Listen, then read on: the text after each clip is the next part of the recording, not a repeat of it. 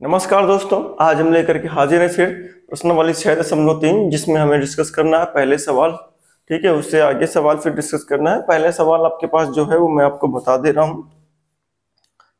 ठीक है, वो क्या है? पहला सवाल कह रहा है बताइए कि आकृति 6.34 में, ठीक है, ये 6.34 आकृति है, 5 सवाल इसमें है बेटा के युग्मों में से कौन कौन से युग्म समरूप हैं। इनमें से कौन कौन से युग्म समरूप हैं, उस समरूपता कसौटी को लिखिए। समरूपता कसौटी यानी किस वजह से समरूप है, जिसका प्रयोग आपने उत्तर में दिया किया है, तथा साथ ही समरूप त्रिभुजों को सांकेतिक रूप में व्यक्त कीजिए। पहले पता करना है कौन समरूप है, ठीक है, कौन सी समरूपता से है, फिर उस समरूपता को आप सिंबॉलिक फॉर्म में लिखेंगे। 3 क्वेश्चन है, पहले पता करना है समरूप है, उसके बाद आपको बताना है कि वो कौन सी कसौटी से समरूप है, फिर आपको बताना है कि उसके जो आपके पास सिंबॉलिक यानी सिंबल सांकेतिक जो चिन्ह है वो भी आपको लिखना है। ठीक है, चलिए, तो मैं आपसे फिर से गुजारिश करूंगा कि अगर आप चैनल में नए हैं तो चैनल को सब्सक्राइब कर दीजिए बेटा, बेल आइकन को दबा दीजिए, जिससे आपको हर समय वीडियो मिलती रहे। ठीक है, चलिए, ये हमारे पास त्रिभुज दिया गया है, इस पर ये कोण इस कोण के बराबर है, ये वाला कोण इस कोण के बराबर है, ये वाला कोण इस कोण के बराबर है। मतलब इस त्रिभुज के तीनों कोण इस त्रिभुज के संगत तीनों कोण के क्या है? बराबर है। इसका मतलब मैं कहूं कोण ए, कोण पी, कोण बी और कोण क्यू और कोण जो है आपके पास में सी और कोण आर बराबर है। और अगर ये बराबर है बेटा तो इसका मतलब ये तीनों कोण बराबर हैं, तो मैं कह सकता हूं ए बी सी समरूप हो गया किसके? पी क्यू आर के। और ये कौन सी कसौटी से होगा? ट्रिपल ए कसौटी से होगा, आपके पास समरूपता कसौटी से।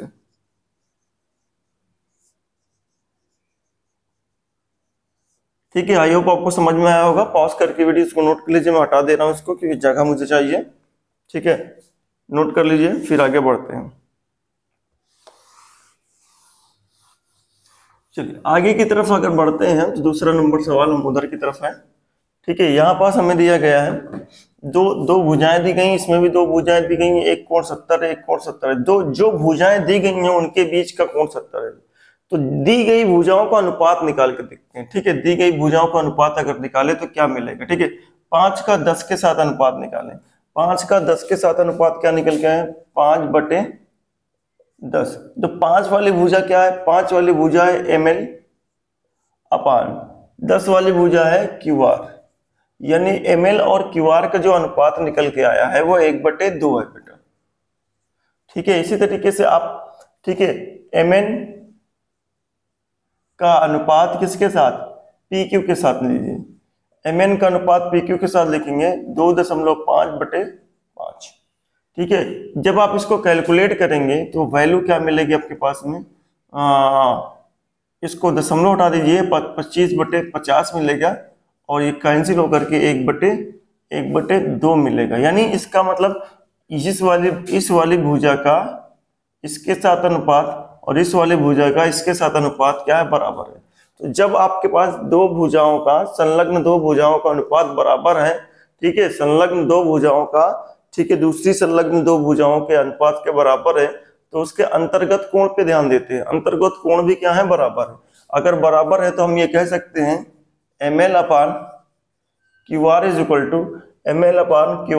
टू समझिएगा, ml upon Q R is equal to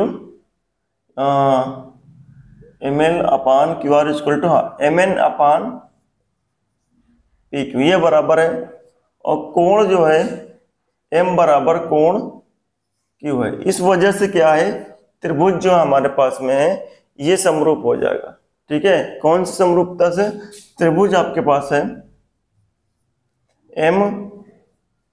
ml समरूप हो गया त्रिभुज Q। ठीक है, आपके पास में Q के समरूप हो गया आपके पास में। उसके बाद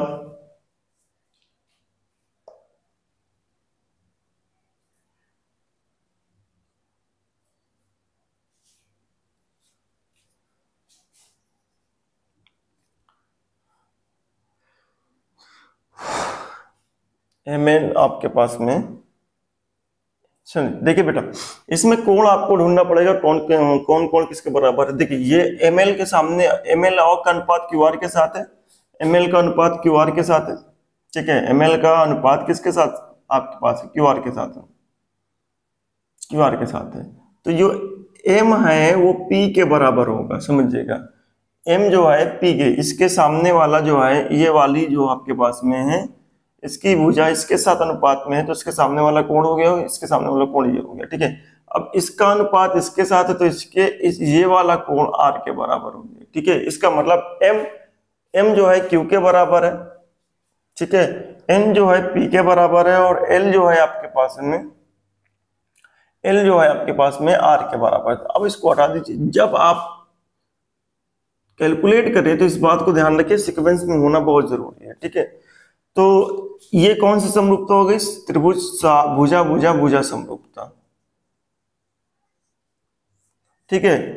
नोट करिए इसको, फटाक दे, फिर आगे बढ़ते हैं। चलिए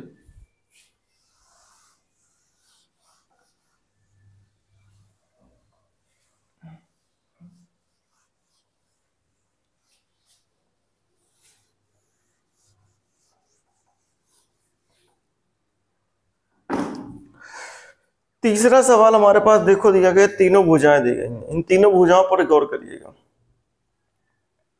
ठीक है।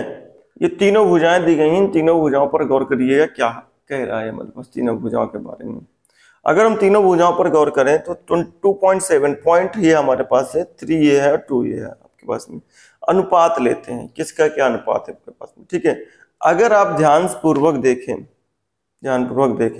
अनुपात की अगर बात करें, 2 का 6 के साथ अनुपात क्या आएगा आपके पास में, ये निकाल लीजिए।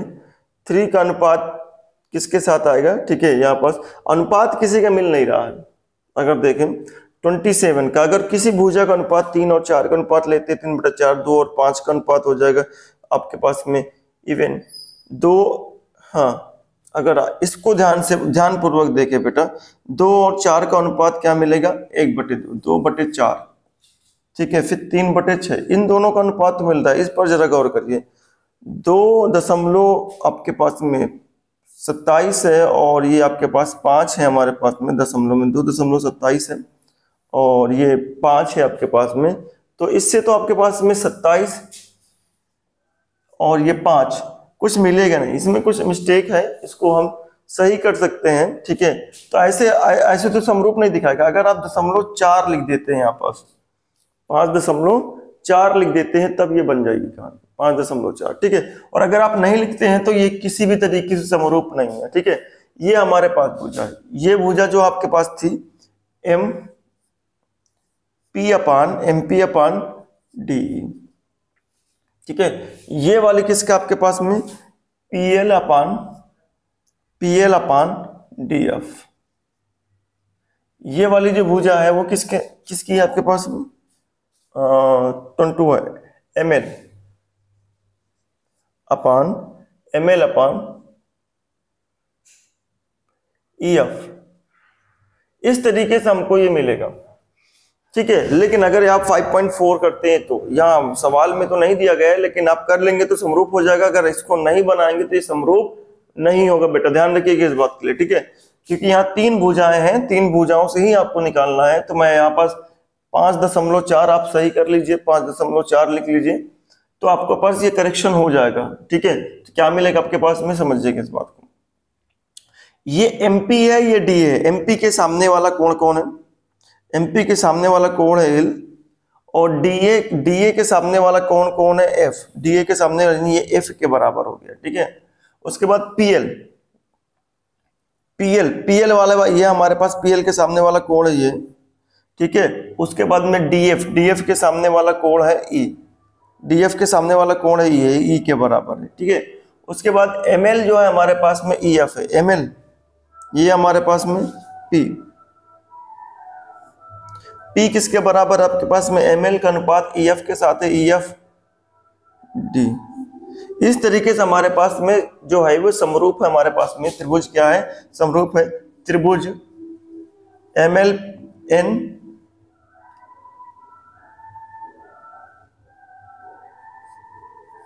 ठीक है, एम ई के बराबर समरूप है, और उसके बाद में एन जो है आपके पास में MLP है बेटा, MLP है, MLP आप ये लिखिए MLP।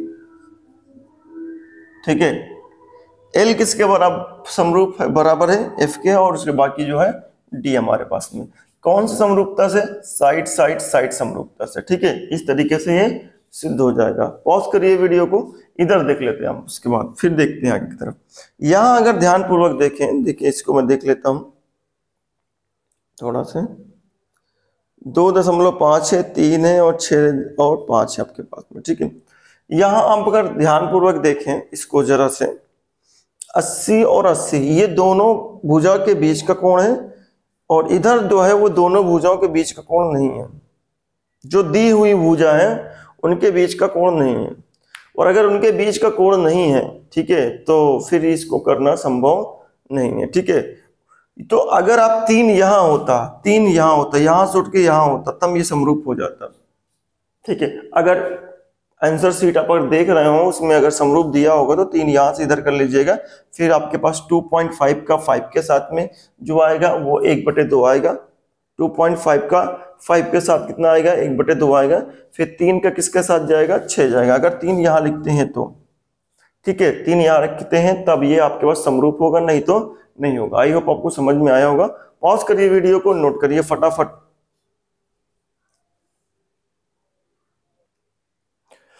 देखिए बेटा, प्रश्न नंबर हमारे पास 2 है। कह रहा आकृति 6.35 में, आकृति 6.35 है, लगे है ओडीसी जो आपके पास त्रिभुज है, क्या दिया गया है?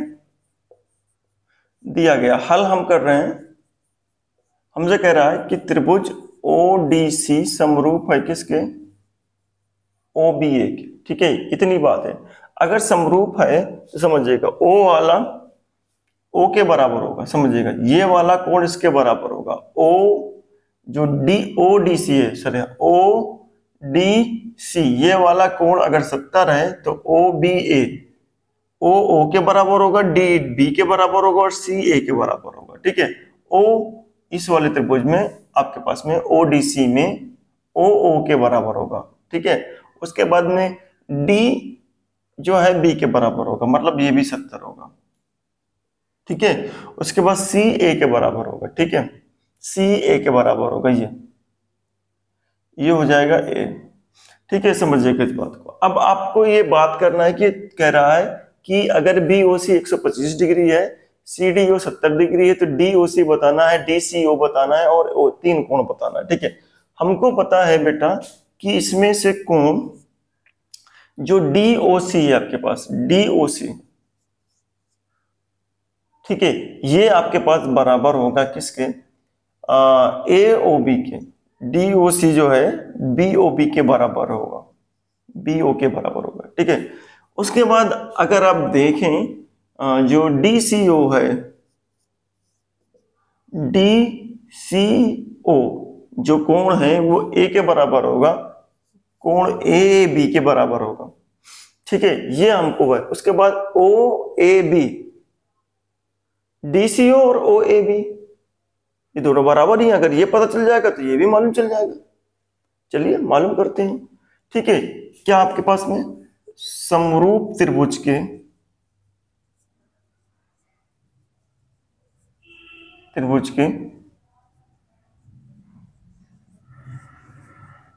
संगत भाग है। अब अगर ध्यान पूर्वक देखें त्रिभुज आपके पास में कोण जो दिया गया आपके पास में BOC प्लस कोण BOC कोण DOC। ठीक है, ये कितना हो जाएगा? 180 डिग्री हो जाएगा रैखिक। ठीक है, रैखिक कोण।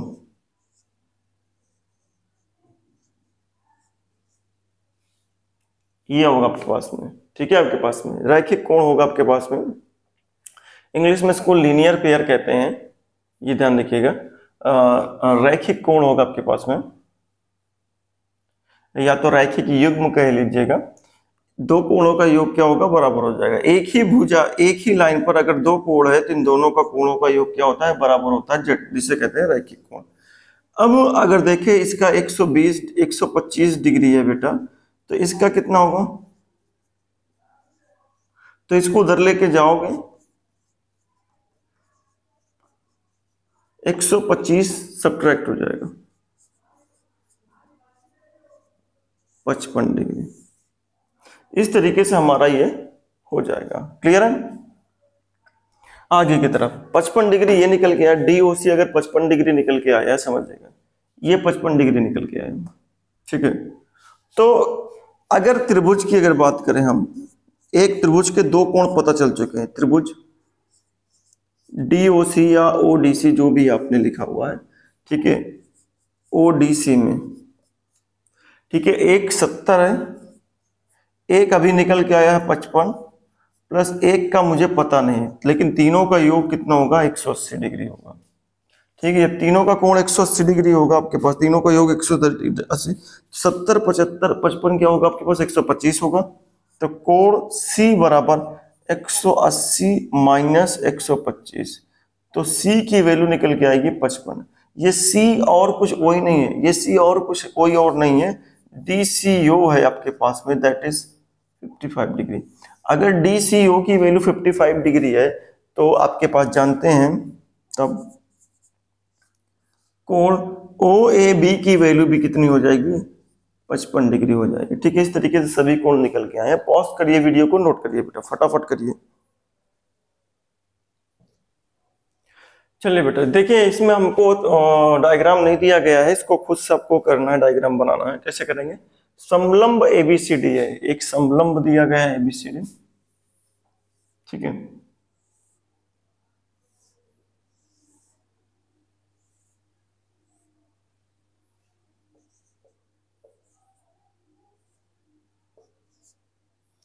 समलंब ABCD है जिसमें AB समांतर है आपके पास में DC के, AB सो है, दिया क्या गया है, हल करें। ABCD क्या आपके पास में समलंब है,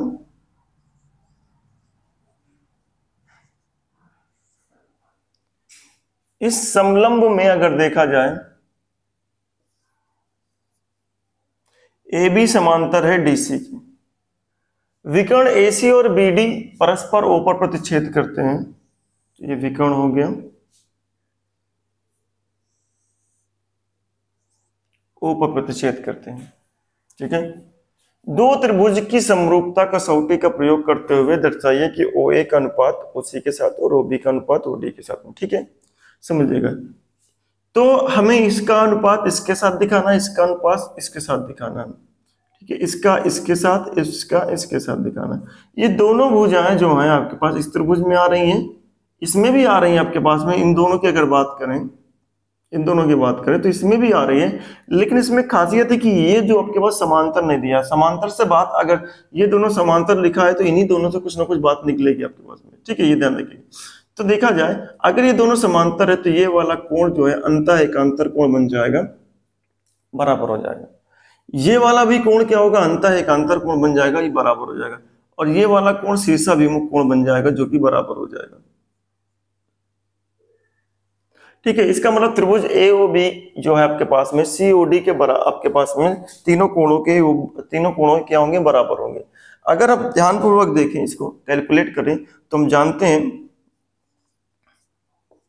त्रिभुज AOB और COD, इस त्रिभुज की अगर बात करते हैं AOB और COD की, तो कोण आपके पास में AOB बराबर है COD की एकांतर कोण। ठीक है, उसके बाद कोण A जो है आपके पास में, यानी OAB बराबर है कोण OCD के, ये आपके पास में ये भी एक अंतर कोण। ठीक है, चलिए AOB एकांतर नहीं, शीर्षाभिमुख है बेटा, O वाला जो है शीर्षाभिमुख है।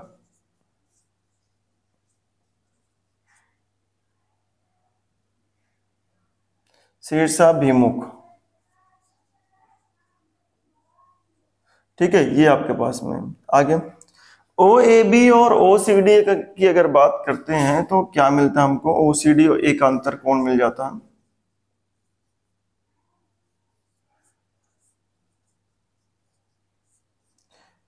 उसके बाद कोण,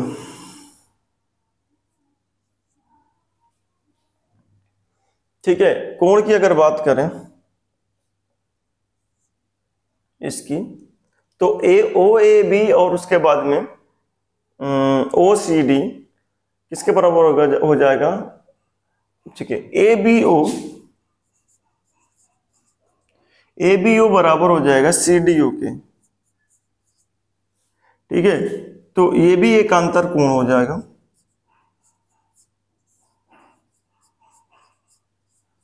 और अगर ये एकांतर कोण है तो त्रिभुज, ठीक है, त्रिभुज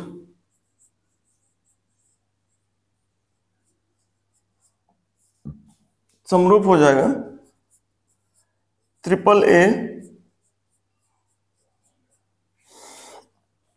समरूपता कसौटी से। ठीक है, इस तरीके से समरूप हो जाएगा। आई होप आपको समझ में आया होगा। पॉज कर दीजिएगा, वीडियो को नोट कर लीजिएगा, बाकी का हम बेटा कल करते हैं। इस तरीके से थोड़ा थोड़ा करते जाएंगे, पढ़ते जाएंगे, आपको भी समझ होता जाएगा और हम भी कराते जाएंगे, आगे की तरफ बढ़ते हैं। ठीक है, कल मिलते हैं आपके पास में। सब्सक्राइब कर दीजिएगा बेटा।